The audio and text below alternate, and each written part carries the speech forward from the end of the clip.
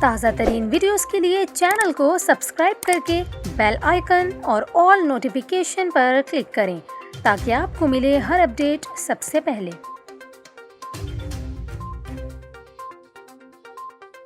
اور یہاں پر آپ کو خبر دیں، حکومت سندھ نے سندھ پولیس اور ڈی جی رینجرز کو آگاہ کیا ہے کہ 3 کالعدم تنظیموں نے صوبے کے 3 بڑے شہروں کراچی، حیدرآباد اور سکھر میں بڑی دہشت گرد وارداتوں کا منصوبہ بنایا ہے۔ اس حوالے سے متعلقہ اور مذکورہ حکام کو روانہ کردہ خط کے مطابق ان علیحدگی پسند کالعدم تنظیموں میں بلوچستان ریولوشن آرمی بلوچ راجی اوجائے سنگر اور سندھ ریولوشن آرمی شامل ہیں۔ اس مقصد کے لیے مذکورہ تنظیموں نے وابستہ دہشت گردوں میں اسلحہ اور گولہ بارود بھی تقسیم کر دیا ہے۔ خط میں کہا گیا کہ برہم داغ بگٹی کا سالہ شجاع بگٹی کراچی کے ضلع جنوبی میں رہائش پذیر اور کراچی یونیورسٹی میں زیر تعلیم ہے۔ وہ انٹیلیجنس کمانڈر کے طور پر اپنی تنظیم کو تکنیکی معلومات فراہم کرتا ہے۔